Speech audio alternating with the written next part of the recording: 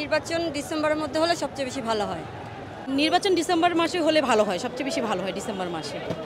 নির্বাচন যদি এখনই হয় আমি মনে করি সারা বাংলাদেশের 20 কোটি মানুষের জন্য এখনই এটা সুফল বয়ে আনবে।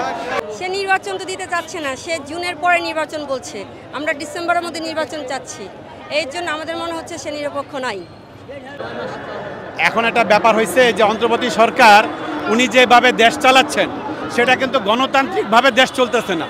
গণতান্ত্রিক দেশ হলো যে ভোটের মাধ্যমে কোনো একটা রাজতন্ত্র, কোনো একটা গণতান্ত্রিক দল যখন আসবে তখনই দেশের সবার অধিকার নিশ্চিত করা হবে। আর এখন যে দেশ চলতেছে এটা আসলে আমরা ব্যক্তিগতভাবে সেভাবে নিজেদেরকে সুরক্ষিত মনে করতেছি না। কারণ গত 3-4 দিন আগেও আমাদের বিএনপি একজন নেতা গুলশান থানার ওনাকে কিন্তু গুলি করে মারা হয়েছে। কে বা কারা মারছে সেটা বড় বিষয় নয়, বড় বিষয় হলো যে এখনও কিন্তু বিএনপির নেতারা মারা যাচ্ছে, এখনও বিএনপির নেতাদের উপরে জুলুম হচ্ছে। তাহলে এই অন্তর্বর্তী সরকার যদি সেভাবে দেশ পরিচালনা করতে পারতো তাহলে আমাদের বিএনপির নেতাদের উপর অত্যাচার হতো না, বিএনপির নেতারা মারা যেত না। এটা আমি একজন সাধারণ নাগরিক হিসাবে এবং 22 নম্বর ওয়ার্ডের বিএনপির প্রচার সম্পাদক হিসাবে আমি ব্যক্ত করলাম। নির্বাচন যদি এখনই হয় আমি মনে করি সারা বাংলাদেশের 20 কোটি মানুষের জন্য এখনই এটা সুফল বয়ে আনবে। কারণ নির্বাচিত সরকার না আসা পর্যন্ত কখনই একটা দেশ সঠিক পথে চলতে পারে না, এটা একদম বাস্তব কথা।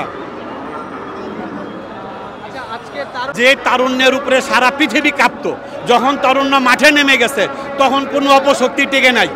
এই শেখ হাসিনা স্বৈরাচার সরকার বাংলাদেশ থেকে বিতাড়িত হয়েছে এই তারুণ্যের উদ্দীপ্ত হওয়ার কারণেই। সুতরাং আজকের যে তারুণ্যের যে সমাবেশ, আমি দিল থেকে সবাইকে ধন্যবাদ জানাচ্ছি।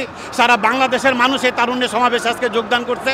এইটা আমরা আবারও প্রমাণ করতে পারছি আমরা অনুকূলে থাকি আর যেভাবেই থাকি না কেন বিএনপির তারুণ্যরা সবসময় এক জায়গায়, এক ছাতার নিচে, এক ধানের শীষের নিচে নিয়ে। Follow us on Facebook. Subscribe our YouTube channel. Get the latest update on www.daily-sun.com.